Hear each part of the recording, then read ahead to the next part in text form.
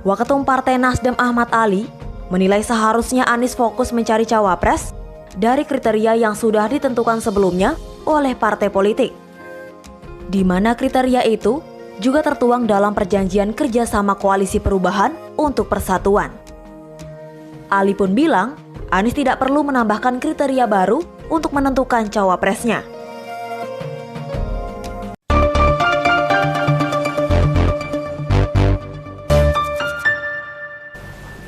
Selamat sore, berjumpa lagi dengan Om Ben. Salam seger waras nih. Nasdem akhirnya mencak-mencak ke Anies karena pemberian syarat tambahan bagi cawapres yang akan dipilih jadi pendampingnya.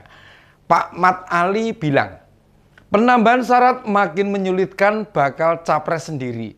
Kan berarti penambahan syarat itu ibarat dia keserimpet kakinya sendiri, menjegal dirinya sendiri.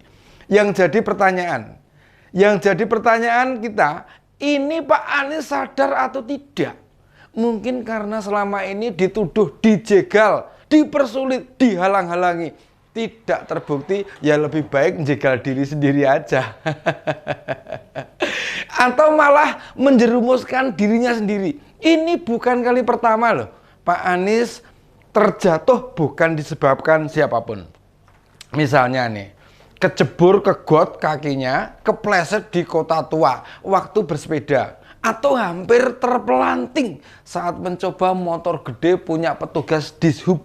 Nah, itu membuktikan kapasitas capres koalisi perubahan tidak seperti yang digembar-gemborkan. Atau disampaikan beberapa elit PKS, Nasdem dan Demokrat, ditemukan bukti. Kesulitan melangkah, ya penyebabnya Pak Anies sendiri. Jadi tidak perlu menyalah-nyalahkan pihak lain. Atau dalam bahasa yang banyak difahami publik, mencari kambing hitam. Gitu. Sebelumnya memang Pak Anies berharap cawapresnya bersih dari catatan hukum apapun, atau menyebutnya dengan syarat nomor 0.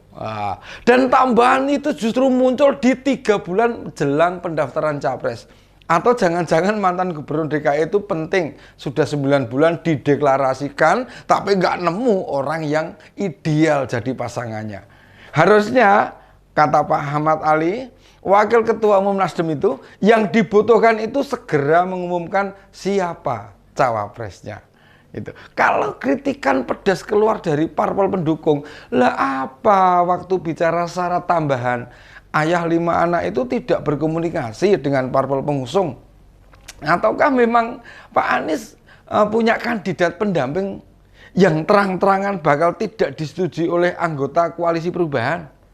Nah, dengan 5 syarat yang termaktub di piagam koalisi perubahan saja, enggak nemu-nemu orangnya, ini malah ditambahin lagi. Wah, bahaya bener ini orang begini ikut kontestasi pilpres. Kalau menang, bisa seenaknya merubah kebijakan tanpa dibahas bersama, minimal dengan orang-orang yang dipercaya atau memiliki kredibilitas tertentu. Rupanya koalisi perubahan itu belum menyatu, termasuk dengan orang yang mereka dukung. Ribut aja, ada cuma ribut aja. Ribut sendiri itu rumus baku daripada ribut sama orang lain. Ya lebih baik tengkar dengan kawan sendiri. Soalnya apa? Soalnya bertemu dengan beda kubu udah pasti ribut. Masa mau nyalain pihak lain terus? Kayaknya malu. Makanya nih Pak Ahmad Ali yang mencak-mencak ke Pak Anies. Padahal dalam mencari sosok yang tepat, Pak Anies sudah dibantu tim kecil yang berisi perwakilan parpol koalisi perubahan dalam mencari sosok cawapres. Jauh-jauh hari sebelumnya, para anggota koalisi telah menyodorkan nama. Namun seiring berjalannya waktu, mobat mabit, nyari-nyari ndak ketemu siapa sosok yang tepat untuk mendampingi Pak Anies. Ujuk-ujuk tiba-tiba maksudnya ini disodorkan syarat tambahan, harus bebas dari catatan hukum apapun. Itu sih syarat yang mestinya otomatis tidak harus disebutkan. Misalnya nih kayak capres itu harus setia NKRI, mengakui Pancasila, kemudian setuju penegakan HAM dan syarat standar lainnya. Lalu bisa kita asumsikan Pak Anies memang belum layak ikut kontestasi Pilpres. Ketiga parpol pendukung itu juga mempertimbangkan banyak hal, termasuk meski Pak Anies memiliki kebebasan sebagai wakilnya.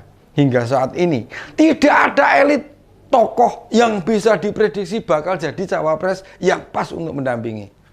Bisa dilihat sejak awal Demokrat dan PKS menyodorkan kadernya sendiri, nyari kader dari luar. Mereka sama-sama tidak yakin bersedia mendampingi Pak Anies. Benar saja ketika ada percobaan penjajakan ini. Pada beberapa kandidat cawapres pada menolak nih. Makanya syarat tambahan itu sebagai upaya. Kalau memang sampai pendaftaran pasangan capres dan cawapres, Pak Anies belum menemukan yang mau mendampingi.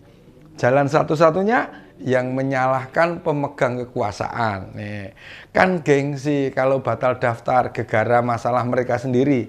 Sebenarnya yang tidak banyak protes ke Pak Anies ya cuma PKS. Mereka kayaknya tahu diri. Enggak banyak protes, soalnya lebih fokus pada menjaring pemilih baru untuk caleg-caleg PKS. Ngapain mau beneran memenangkan Pak Anies? Kalau caleg dan suara pemilih partai mereka rontok. Nah nih, tidak heran bila PKS paling banyak manut dengan apa yang disuarakan Pak Anies. Mereka mengajukan Pak Ahmad Heriawan untuk mendampingi Pak Anies saja, enggak pakai ngotot. Nih, manuver-manuver politik PKS sendiri tidak banyak menyedot perhatian masyarakat, sebab para caleg mereka langsung menyasar ke pemilih. Kembali ke soal pemberian syarat tambahan dan membuat Nasdem meradang, membuat sebuah kesimpulan baru. Kayaknya Pak Anies menambahkan syarat itu menjadi upaya mendorong orang tertentu bisa jadi pendampingnya. Tapi siapa orang itu? Susah ditebak nih.